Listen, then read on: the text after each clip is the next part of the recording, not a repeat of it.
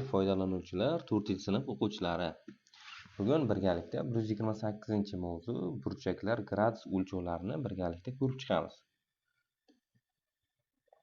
Bu yerda nimalar bor hozir bizga kerakli bo'ladigan narsalar. Qarangizlar, endi burchak, o'lchov, gradus degan yondosh mavzular va tarix haqida gaplashamiz bugun.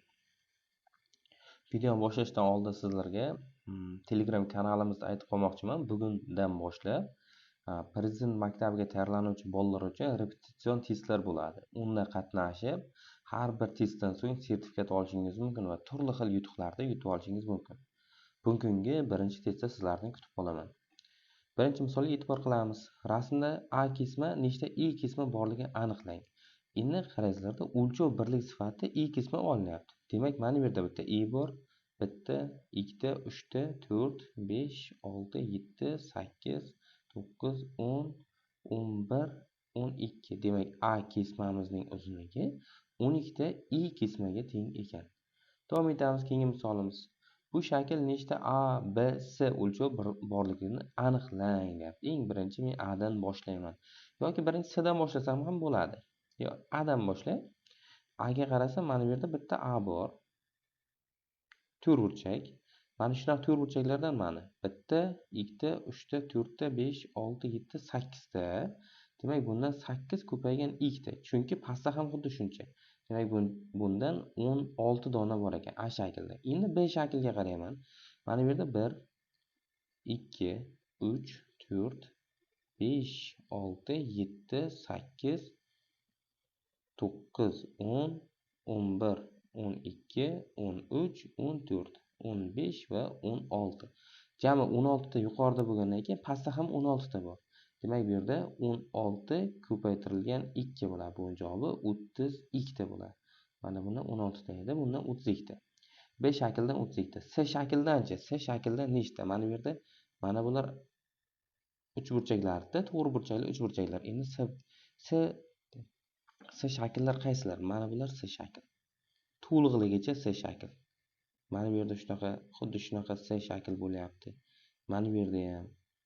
Endi mana shular sanayman. 1, 2, 3, 4, 5, 6, 7, 8 dona ekan. Demak, C shakldan 8 ta ekan. Demak, A 16 ga, B 32 ga, C 8 ga teng ekan. Bu misollarni shunchaki daftaringizga ko'chirib olmang. Bu misollarda iloji boricha mazmunini tushuning. Biz sizning ko'chirishingiz uchun emas, mavzuni yaxshi tushunishingiz uchun videolarni chiqaryapmiz. Keyingi misolda davom etamiz. Ushbu burchaklarning qaysi biri to'g'ri, qaysi biri o'tkir, qaysi biri o'tmas? Qolgan burchaklar nom o'ylab toping. Bu burchaklarning daftaringizga ko'chirib chizing va tagiga nom yozing. Men sizlarga mana shu narsani hozir tushuntirib bermoqchiman. Qachon o'tkir, qachon o'tmas va qachon to'g'ri bo'ladi. Eng birinchi biz yoyiq burchakdan boshlaymiz. Yoyiq burchak nima? O'zi burchak degan so'zning ma'nosi burchak bitta nuqtadan chiqib ikki tomonga ketayotgan nur bor. Ular orasidagi shaklga burchak deyiladi. Mana bir burchak. Bu burchakning nomi 180 gradusga teng bu burchak yoyiq burchak deyiladi. Yoyiq. Yoyiq burchakning qiymati har doim 180 ga teng. Endi bizga kerak, endi eng asosiysi to'g'ri burchakli uchburchak. To'g'ri burchakli uchburchakda xuddi shu yoyiq burchakli uchburchakni tasavvur qilgan holatda mana bu yerda o'rtasidan bitta perpendikulyar chiqaraman. Yuqoriga qarab, mana bu joy 90 gradus, ya'ni 180 gradusning yarmi. Bu burchagimiz nima ekan? To'g'ri burchak. To'g'ri burchak. Endi undan keyingisi bizda o'tkir burchak. O'tkir burchak endi qoida bor. Masalan, mana bu burchakni tasavvur qiladi. Mana bu yerda alfa deb belgilayman. Alfa burchagim katta 0 gradusdan kichkina 90 gradusdan bo'lsa, bu qanaqa burchak deyilar ekan? O'tkir burchak deyiladi. O'tkir burchak. O'tkir burchak. Endi undan keyingisi bizda qanaqa burchak? O'tmas burchagimiz bor. O'tmas. O'tmas burchagimiz qanaqa bo'ladi? O'tmas burchagimiz bizda. O'tmas burchagimiz mana bunaqa deb tasavvur qiladigan bo'lsak, 90 gradusdan katta bo'ladi. Mana bu alfa 90 gradusdan katta va alfa kichkina 180 gradusdan. Bu alfa nima deyishlaringiz mumkin? Burchakni men alfa deb belgilab oldim. Alfa burchak nom berdim. Endi har doim 90 gradusdan katta bo'lgan burchaklar nima burchaklar deyilar ekan? O'tmas burchaklar deyiladi. O'tmas. Shu orqali biz burchaklarni tushunib oldik. Endi misolda ishlaymiz. Misolda nima deyapti? Ushbu burchaklarning qaysi biri to'g'ri, qaysi biri o'tkir, qaysi biri o'tmas qolgan burchaklarga nom o'ylab toping. Bu burchaklarni daftaringizga ko'chiring. Birinchi D sidan boshlayman. D sidan emas, S dan boshlayman. Bu qarasam qanaqa burchak ekan meniki? Bu yoyiq. Yoyiq burchak ekan. Bundan keyingisi mana D siga o'taman. Qarasam to'g'ri burchakli uch burchak bo'lyapti. To'g'ri burchak. Bu to'g'ri burchak bizning hayotimizda eng ko'p uchraydigan burchaklar. Chunki devorning burchagi, misol uchun, qanaqadir yana har xil partaning, stolning, o'shalarning burchaklari ham to'g'ri burchakka misol bo'ladi. Endi mana bu burchagim esa nima bo'lyapti? Qarasam, mana bu 90 gradus deb qaraydigan bo'lsam, 90 gradusdan kichik. Demak, bu qanaqa burchak? O'tkir burchak. Undan keyingisi mana buni qarasam, bunday davom ettirsam, mana bu 90 gradusga o'xshayapti. Demak, bu qanaqa burchak ekan? O'tmas burchak. O'tmas, ya'ni buning qiymati 90 gradusdan katta bo'lyapti. Endi tomonlari to'g'ri chiziq hosil qiladigan burchak yoyiq burchak deb ataladi. Men sizlarga aytgan, mana bu burchagimiz haqida gapiryapti bular.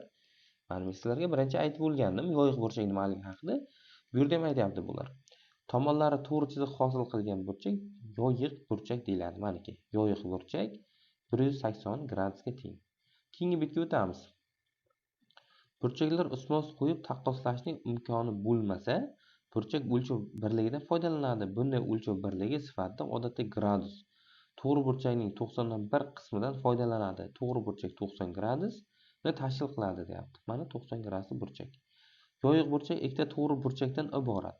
Yoyiq burchakning graduslardagi qiymati 180 gradusga teng. Mana bu yer. Endi keyingi misolga o'tdik. Davom etamiz.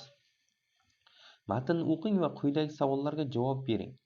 To'g'ri burchak 90 gradus 90 bo'lakka bo'lish an'anasi bizga qadimiy Mesopotamiya davlatidan yetib kelgan. 4000 yil muqaddam bu davlat olimlari quyoshni kuzatib, yilning taxminan 360 kundan iboratligini aniqlashgan. Taqvim mana shunga asoslangan. Uni 360 bo'lakka bo'lishgan. Doirada 360 bo'lakka bo'lish fikrini keyinchalik qadimgi yunonlar ham qabul qilishgan. Soatning sekund mili 1 minutda necha gradusga buriladi? Minut mili 1 soatda necha gradusga buriladi? Endi davom etamiz. Mana shu savolga javob beraman. Hozir tasavvur qilishimiz kerak mana. Endi hozir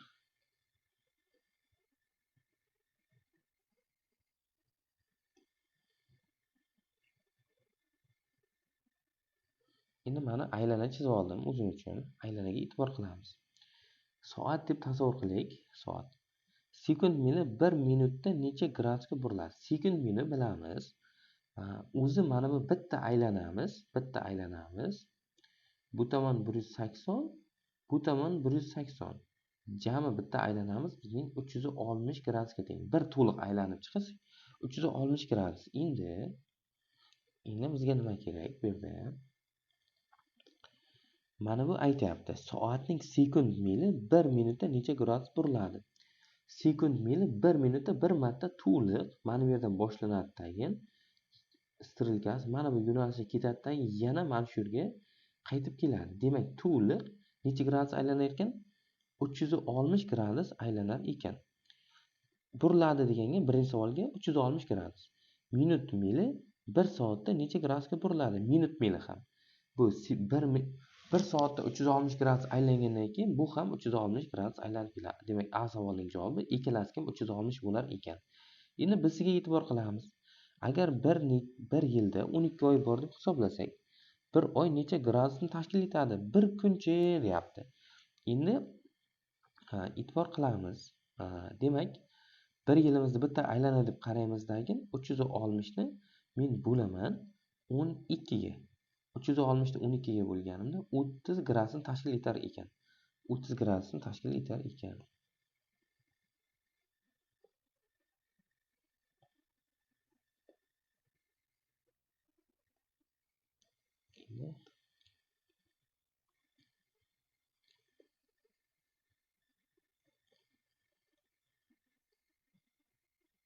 Mana bir yilda mana tasavvur qilamiz 12 ta bo'lakka bo'linadi. Mana shu bir bo'lagi bizda 30 gradusga teng bo'lagan. Bir oyimiz demak. Endi keyingisidanchi bir kunchi deyapti. Bir kun.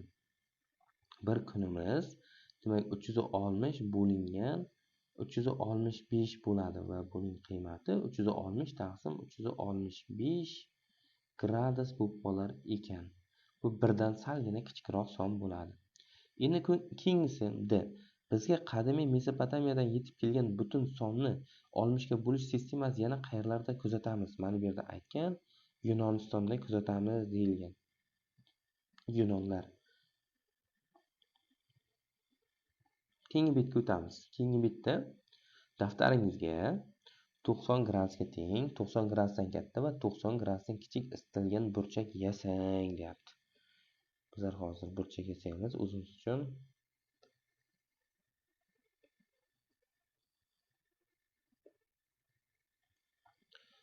Sizga yana bir eslatma qilaman. Bugun Prezident maktabiga topshiradiganlar uchun soat 8 da testimiz bo'ladi. Testga obuna bo'lish sizlarga kanal havolasini qoldirib ketaman. Kommentlarga kirib ko'rsangiz, o'sha havola orqali kirasiz va bugun soat 8:00 da 08:00 da test bo'ladi. U testni hammangizni kutib qolaman. Bu test orqali Prezident maktabiga qanchalar darajada bilimingiz yetadi yoki yetmaydi tekshirib olishingiz mumkin. Boshladik. Keyingi misol. Endi daftaringizga 90 gradusga teng deyapti. 90 dan katta, 90 dan kichik isitilgan burchak yasang deyapti. Isitilgan burchak yasang deyapti. Endi nima qilamiz? Birinchi holatda endi mana 90 gradusli burchagimiz.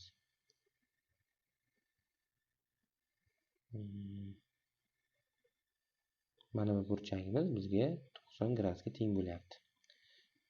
Endi keyingisi 90 dan katta deyapti. 90 dan katta burchak 90 dan katta.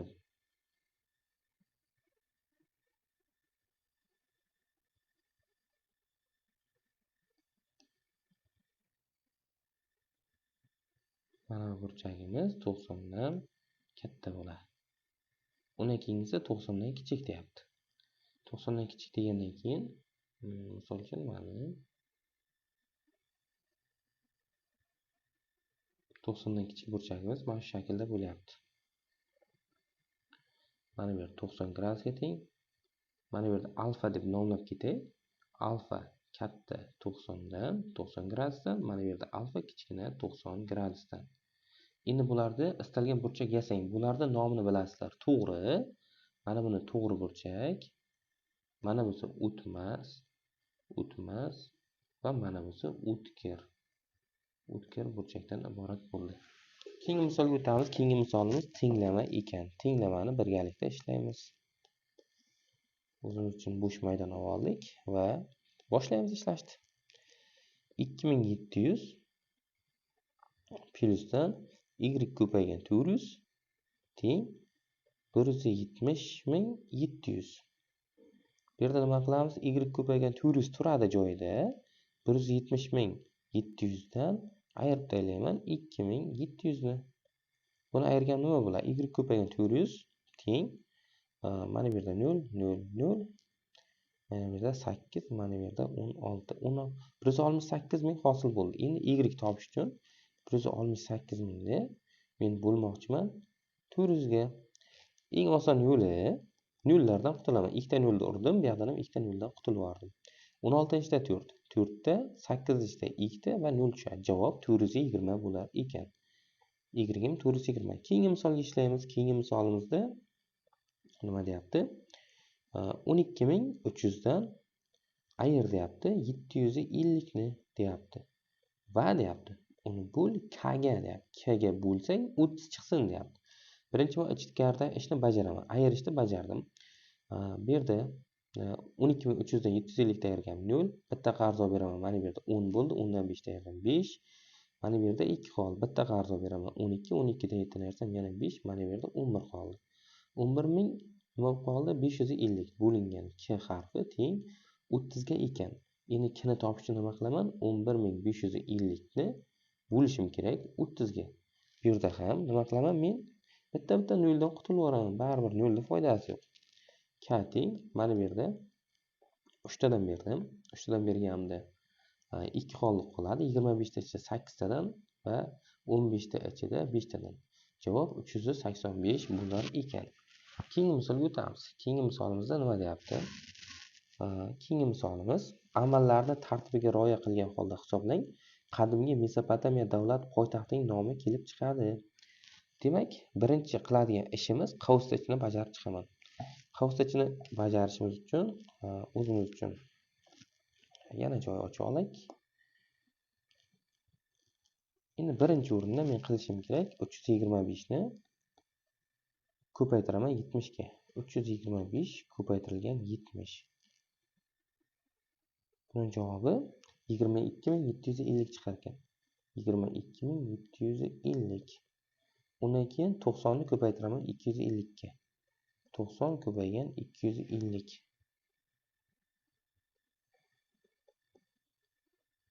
22500. 22500. Undan keyingisi qiladigan ishim ayiraman. Bundan 20 endi mana bu 22750 dan ayirib tashlashim kerak 22500 ni. Buning javobi 250 qoladi. Mana 3 ta qavsitchani bajarib bo'ldim. Endi undan keyingi ishimiz bir boshidan bo'lish va ko'paytirishlardan boshlab ketaman. Undan keyingi ishim 175.000 ni bo'laman 10 ga. 10 ga bo'lganimda 17500 qoladi. Bitta nol ketib qoladi. Undan keyin 17500 ni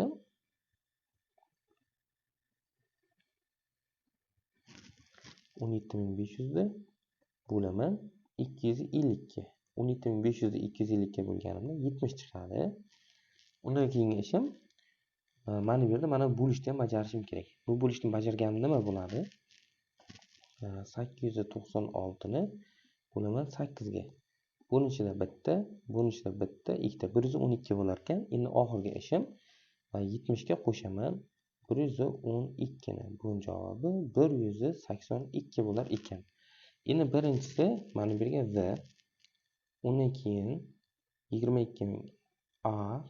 Undan keyin 250 chiqdi. Bizlarda 250 qani? V. Endi undan keyin 17000 bizda chiqyapti 17500. 17500 e harfi bo'lar ekan. Undan keyin 70 l. 70 ga l bo'ldi. Keyin 112 ga o va 182 ga n. Vavilon degan shahar.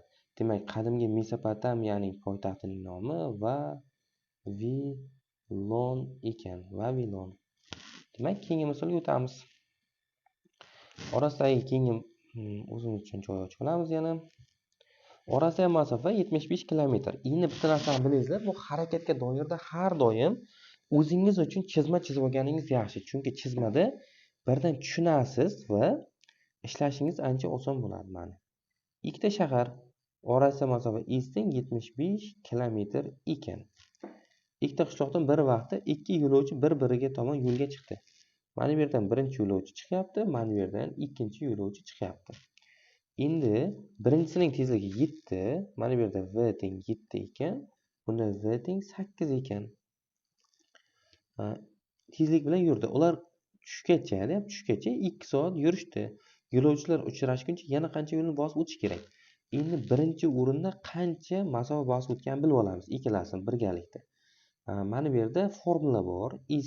Yo'q, formuladan foydalanmaymiz. Mana bu yergacha keldi, buni mana bu yergacha keldi. Demak, 7 ko'paygan 2 teng 14 kilometr. Bu 2 ko'paygan 8 teng 16 kilometr jami yurdi.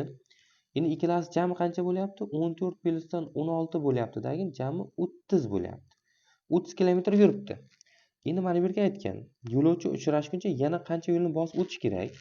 Jami bizda 75 kilometr bo'lsa, 75 dan 30 ni ayirganimda yana 45 kilometrni bosib o'tish kerak. Undan keyin bunga qancha vaqt ketadi? Ular soat nechida yo'lga chiqishgan? Soat nechida yo'lga chiqishgan deyapti. yerga bizlarda soat nechaga yo'lga chiqishganini aytmaganda, bizlarda endi u yana qancha yurish kerak degandan keyin nima qilamiz? Iz topish uchun formulani aytib ketaman sizga. V1 plus V2 ko'paytirilgan T degan formula bor. Agar T ni topmoqchi bo'lsam, nima qilaman?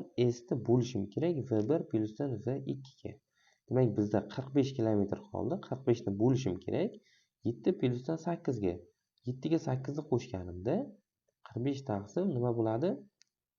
15 bo'ladi. 45 ni 15 ga bo'lganimda yana 3 soatdan keyin bular uchrashar ekan. 3 soatdan keyin ular soat nechida yo'lga chiqishgan? Bu ular soat nechida emas, necha soat jami yurishgan deganda to'g'ri savol bo'lardi. 3 plus 2 bo'ladidan jami 5 soat yurishgan ekan ular. Undan keyingi misolga o'tamiz. Amallarni tartibga rioya qilgan holda hisoblang deyapti. Boshladik. O'zimiz uchun yana joy ocha oldik varaqcha. Endi birinchi misolimiz javobiga qaraymiz. 563.251 dan ayirishim kerak 196.321 ni. Endi birinchi ish, ikkinchi ishni ishlab ketaversam bo'ladi. Mana shunday qilay. 563.251 dan ayirishim kerak 196.321. Buni ayirganimda bizda hosil bo'ladi 366.930 hosil bo'lar ekan. Endi shu yerdan birdan bo'lishni ham bajarib ketaman. Ikkinchi ishim bo'lishim kerak 366.930 ni bo'laman 9 ga. 9 ga bo'lganimda mana buni ichida 4 ta, o'rtasiga bitta 0, mana bu yerda 69 ichida 7 ta bo'ladi. Keyin ayirgan 63 yana 7 bo'lagan 0. 40770. Endi bunga qo'shaman. Uchinchi ishimda 40770 ga qo'shaman 12330 ni. Bu 53100 bo'lib qoladi. Endi 4-chi ishimda bo'lishni bajarib ketaman. 90.000 ni 9000 ekan bo'laman 15 ga. Buning ichida 6600 bo'lar ekan. Endi oxirgi ishim 53100 dan men ayirishim kerak 5-ishda 600 ni. Javob 52500 hosil bo'ldi. Demak, bu misolimiz javobi 52500 ekan. Endi ikkinchi misolda ham xuddi shunday qilaman. 4200 ni bo'laman 14 ga. Buning ichida 3 tadan bo'ladi, javob 300 chiqadi. Endi undan keyingi ishim qavsitchini bajarib olishim kerak ekan. 489 dan ayiraman 428 ni. Mana bu yerda 1, mana bu yerda necha qoladi? 61 bo'lar ekan. 61 bo'ldi. Endi bir boshdan yana ham davom etib ketaveraman. 2000 ko'paygan 61. 2000 ni 61 ko'paytirganimda 132 orqasidan 3 ming bo'ldi. 132.000 132.000 ni bo'laman 10 ga. 132.000 ni 10 ga bo'lganimda 13200 qolib ketdi. Endi qo'shish amali qolyapti bizlarda. Boshida bo'lganimda 300 chiqqanda shu 300 ga qo'shaman 13200 ni uzr. 13200 qo'shganimda 13500 hosil bo'ldi. Demak, bu javob misolimiz javobi 13500 ekan. Keyingi misolga o'tamiz. Oxirgi misolimiz. Daftaringiz ushbu chizmani yasang, rasmda ko'rib turgan barcha burchaklaringiz nomini yozing. Har bir burchak turini aniqlang. Ular 90dan kattami yoki kichikmi? Mana bu yerdagi burchagimiz. Har bir burchakni yozib chiqaman. O'zim uchun bir chizib olsak ham bo'ladi. Endi yana marta salgina bo'lsa ham o'xshadi deb umid qilaman.